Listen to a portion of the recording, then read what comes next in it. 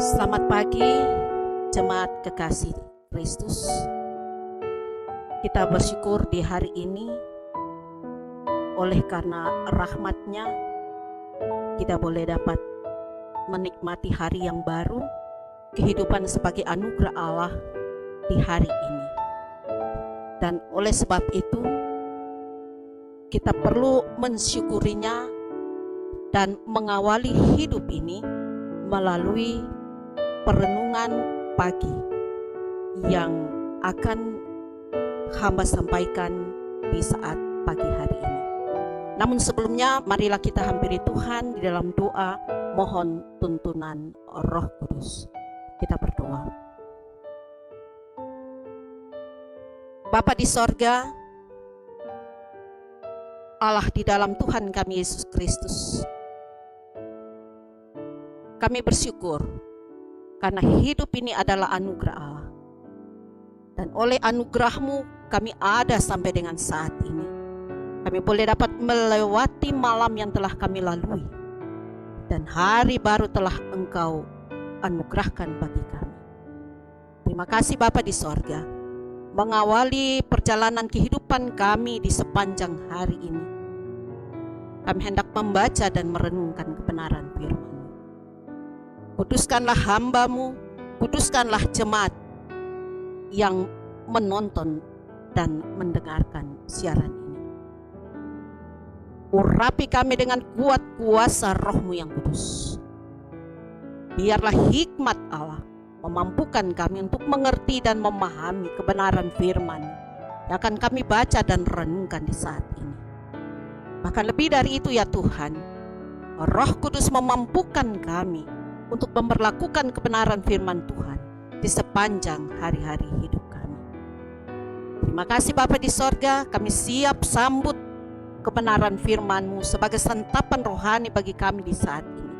Hanya di dalam nama Tuhan kami Yesus Kristus, firman yang hidup, kekal selama-lamanya.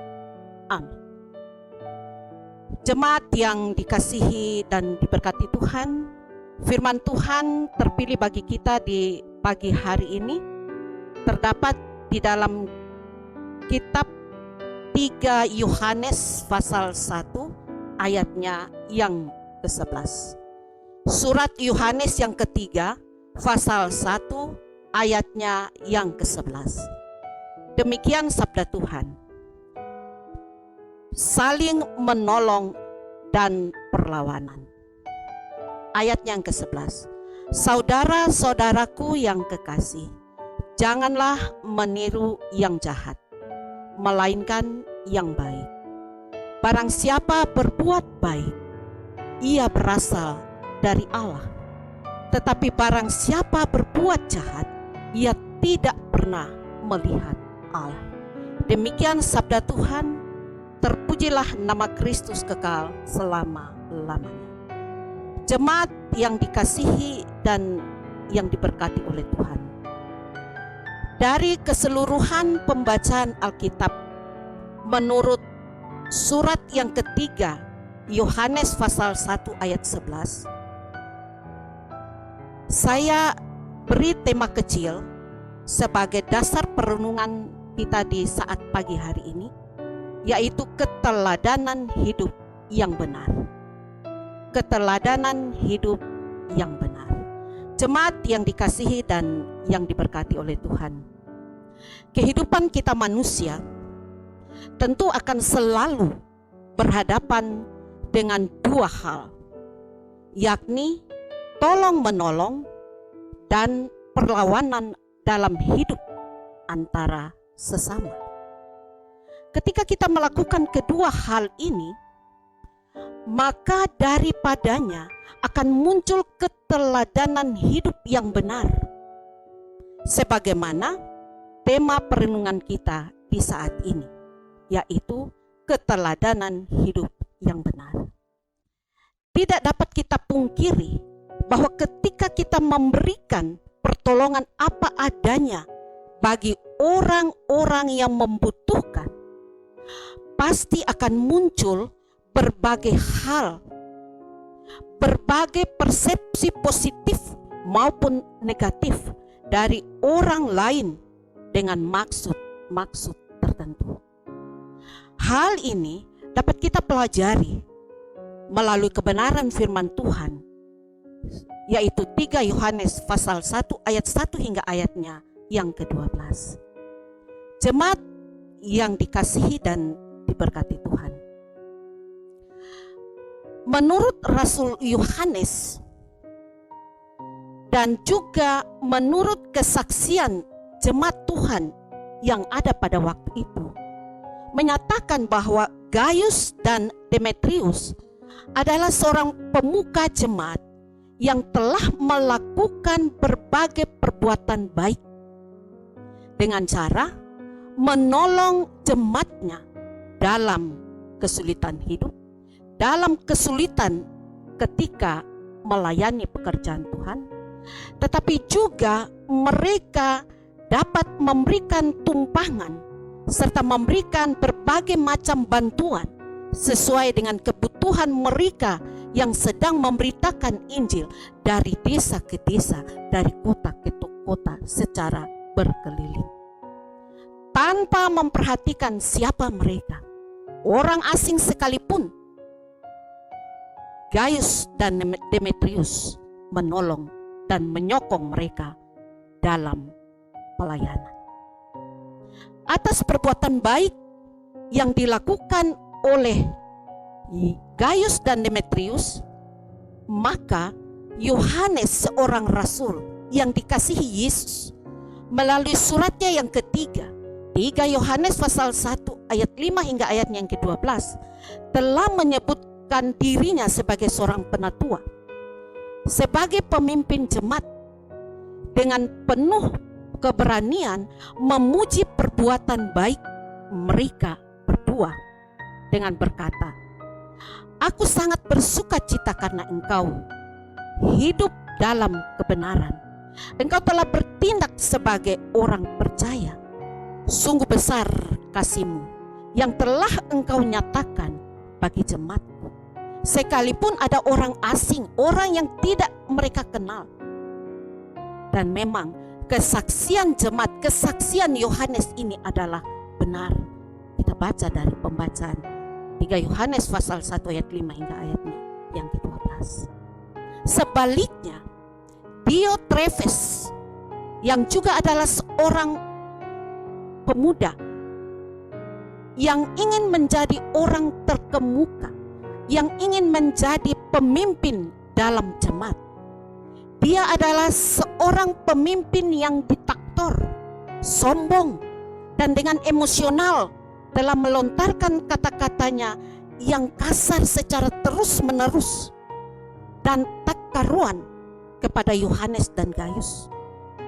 Bahkan dengan kekejamannya, Diotrefes menolak dengan tegas surat Yohanes tersebut. Dia memfitnah Yohanes serta berusaha mempengaruhi jemaat Tuhan agar jangan menerima, bahkan memberi tumpangan dan menolong orang-orang yang sedang berkeliling memberitakan Injil dari kota ke kota, dari desa ke desa, bahkan dari waktu ke waktu. Tidak sebatas itu, maka bahkan dia mengancam orang-orang atau jemaat Tuhan pada waktu itu. Jika di antara mereka ada yang memberikan bantuan, maka mereka akan dikucilkan. Inilah pola kehidupan orang yang tidak patut diteladani atau dicontohi dalam kehidupan kekristenan kita. Mengapa? Karena melakukan hal-hal yang merugikan, memalukan, merusak persekutuan, pelayanan dan kesaksian, serta kehidupan sebagai keluarga Kristen. Jemaat yang dikasihi dan diberkati Tuhan, sementara dari pola kehidupan Diotrefes tersebut itulah, maka Rasul Yohanes melalui suratnya yang ketiga pasal 1 ayat yang ke-11 mengatakan, "Saudara-saudaraku yang kekasih, janganlah meniru yang jahat, melainkan yang baik. Ya, selayaknya sebagai orang-orang percaya, sebagai orang-orang yang mengikut dan mengaku Kristus sebagai Tuhan dan Juru Selamat kita, hendaknya kita tidak meniru perilaku pola kehidupan, bahkan perbuatan-perbuatan orang-orang yang tidak terpuji, baik di hadapan manusia, tetapi juga di hadapan Tuhan, Sang Pemilik hidup ini. Jemaat yang dikasihi dan yang diberkati Tuhan, lalu apa sesungguhnya makna rohani di balik pembacaan Alkitab yang telah hamba jelaskan tadi? Ada beberapa hal penting yang harus kita teladani, yang harus kita terapkan sebagai orang-orang Kristen, sebagai pengikut-pengikut Kristus dalam kehidupan kita dari waktu ke waktu. Yang pertama, keteladanan hidup yang benar adalah gambaran hidup Kristus yang patut ditiru, yang patut dicontohi dan dikukuh. Tuhan Yesus sampai dengan dicambuk, mati di palang, bermahkota duri sekalipun, dia masih mengatakan dan memberikan pengampunan kepada orang yang sedang menghakimi dia dan menyiksa dia. Itu adalah gambaran keteladanan Kristus yang seharusnya kita teladani dalam hidup ini. Kalau kita mau untuk mendapatkan berkat, anugerah, dan kemurahan Tuhan dalam hidup. Yang kedua adalah keteladanan hidup yang benar adalah gambaran Allah yang tercermin melalui kehidupan kita. Saya ulang, keteladanan hidup yang benar adalah gambaran Allah yang tercermin melalui kehidupan kita. Karena kita sebagai orang-orang percaya dikatakan adalah surat-surat Kristus yang hidup, yang dapat dibaca oleh semua orang. Ibarat kita harus tampil sebagai garam dan terang, menggarami situasi hidup yang hambar, tetapi juga menerangi kehidupan dunia yang ada dalam kegelapan hidup tanpa harapan. Yang ketiga, di balik keteladanan hidup yang baik dan benar, tersirat janji berkat, tersirat janji keselamatan bagi setiap kita yang melakukan serta yang percaya kepada Dia. Maukah kita tampil sebagai orang-orang yang dapat menjadi teladan, memberikan teladan yang bisa dicontoh, digugu, dan ditiru oleh orang lain? Hal yang keempat, kapan keteladanan hidup itu terjadi dalam diri seseorang? Keteladanan hidup terjadi dalam diri seseorang ketika orang itu telah melakukan berbagai perbuatan yang baik, yang terpuji, yang terhormat, yang membangun, yang menguntungkan, yang membawa berkat dan sukacita, serta yang dapat memuliakan nama Tuhan. Itu berarti kita tidak perlu melakukan hal yang tidak baik. Kita tidak perlu mencontohi pola hidup perilaku orang yang tidak terpuji, yang tidak berkenan di hadapan Tuhan. Baik di tengah-tengah kehidupan keluarga, lingkungan di mana kita berada, di tempat kerja kita masing-masing, bahkan di tengah-tengah persekutuan, pelayanan, dan kesaksian kita. Yang kelima, keteladanan hidup menjadi tanggung jawab semua kalangan, baik orang tua maupun para pemuda yang telah mengaku iman percayanya sebagai anggota sidih jemaat. Bukan semata-mata keteladanan hidup menjadi tanggung jawab para guru, para pendidik, para hamba-hamba Tuhan, tetapi menjadi tanggung jawab semua orang yang dipercayakan oleh Allah menjadi surat pujian Kristus yang hidup.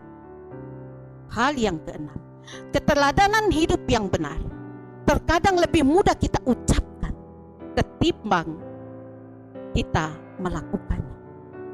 Mengapa? Karena sangat erat hubungannya dengan penyangkalan diri. Namun mau tidak mau, suka tidak suka, kita harus mengupayakan, bukan dengan kekuatan diri kita sendiri, tetapi dengan kekuatan Roh Kudus, dengan kekuatan pertolongan Tuhan, dan melalui hikmat Allah. Maka Roh Kudus akan menuntun kita, memampukan kita, dan berkarya dalam hidup dan hati kita, bahkan dalam keseluruhan aspek kehidupan kita, agar kita mampu menjadi orang-orang yang memberi dan menampilkan keteladanan Kristus lewat kehidupan kita sebagai orang-orang percaya. Yang ketujuh, dengan keteladanan hidup yang benar dan yang baik dan benar, melalui sikap, tutur kata, perilaku, dan perbuatan kita. Saya ulang, keteladanan hidup yang baik dan benar dapat ditampilkan, dapat dilihat oleh orang lain melalui sikap, tutur kata, perilaku, dan perbuatan kita tiap-tiap hari.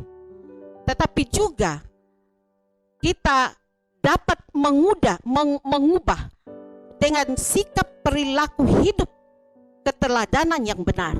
Diharapkan kita dapat mengubah sifat alamiah orang lain yang dipengaruhi oleh dosa dalam dirinya, dalam diri seseorang.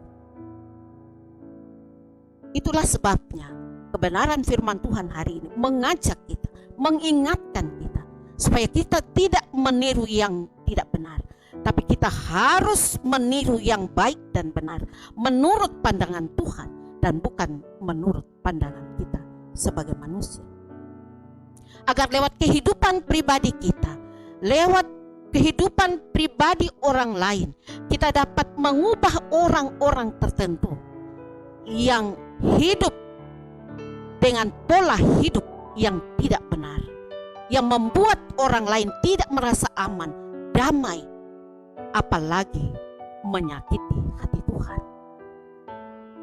Firman Tuhan bagi kita saat ini hendak menasihati kita untuk dalam kondisi apapun, situasi sulit yang kita alami, yang kita hadapi sekalipun, kita wajib menjadi, bahkan mampu memberikan keteladanan hidup yang baik dan benar bagi orang lain, terutama bagi anak cucu kita, sebagai generasi muda gereja, serta sebagai generasi pembangunan bangsa. Jemaat yang dikasihi dan yang diberkati Tuhan, ingat, janganlah meniru yang jahat, melainkan tirulah segala macam perbuatan yang baik dan benar yang dikehendaki dalam diri dan kehidupan kita oleh Allah di dalam Tuhan kita Yesus Kristus. Karena di balik keteladanan hidup yang kita tampilkan, yang kita berikan, dapat dicontohi, dapat digugu oleh orang lain, terkandung sejumlah berkat keselamatan, berkat umur panjang, tetapi juga berkat-berkat lain sebagai janji Allah bagi setiap kita yang melakukan kehendak. Mazmur 37 ayat 27 mengatakan, jauhilah yang jahat dan lakukanlah yang baik, maka engkau akan tetap tinggal untuk selama-lamanya. Ingat jemaat, ketika kita melakukan hal-hal yang baik, ketika kita mencontohi keteladanan hidup yang baik dan benar, maka umur kita diperpanjang oleh Tuhan sesuai dengan firman. Engkau akan tetap tinggal untuk selama-lamanya bersama dengan Kristus. Pengkhotbah 7 ayat 1a mengatakan, nama yang harum lebih baik daripada minyak yang mahal. Apa artinya hidup ini? Harta sekalipun bukan jaminan keselamatan bagi orang lain. Kita akan mati, kita akan pergi. Segala sesuatu yang menjadi kekayaan diri kita akan kita tinggal. Tetapi yang kita tinggalkan dikenang untuk selamanya adalah perbuatan baik kita. Pertama Timotius pasal 4 ayat 12. Jangan seorang pun menganggap engkau rendah karena engkau muda. Jadilah teladan bagi orang-orang percaya dalam perkataanmu, dalam tingkah lakumu, dalam kasihmu, dalam kesetiaanmu, dan dalam kesucianmu. Tuhan memberkati firman. Amin. Jemaat Tuhan yang dikasihi dan yang diberkati Tuhan, sebelum kita melangkah dalam seluruh aktivitas kerja kita sepanjang hari ini, marilah kita berdoa mohon penyertaan Tuhan. Kita berdoa. Terima kasih Bapa buat kebenaran firman-Mu. Meteraikan itu dalam loh hati kami. Dan biarlah Roh Kudus menolong kami. Menolong setiap jemaat yang menonton dan yang mendengar. Bahkan hamba-Mu yang menyampaikan dalam kehidupan kami dari waktu ke waktu. Karena dengan melakukan kebenaran firman Tuhan, Allah akan memberkati jalan hidup kami.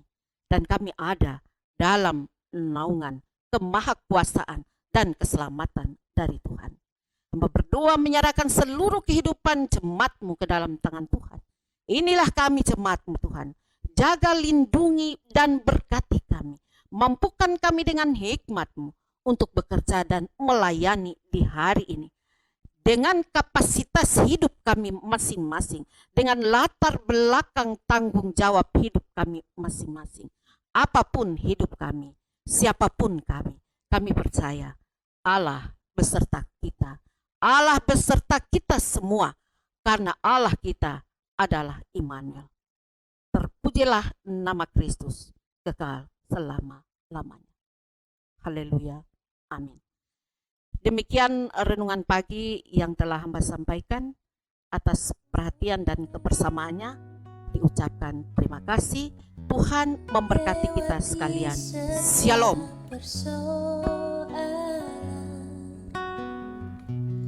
Tuhan Yesus selalu menopangmu.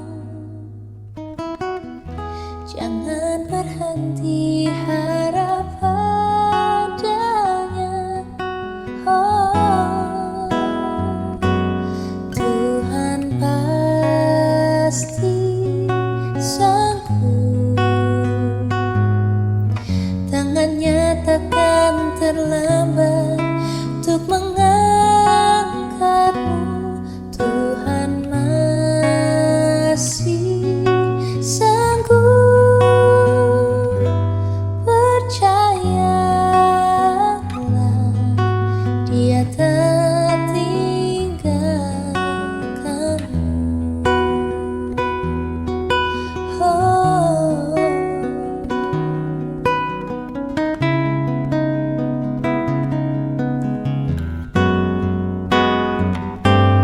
Tuhan pasti sanggup.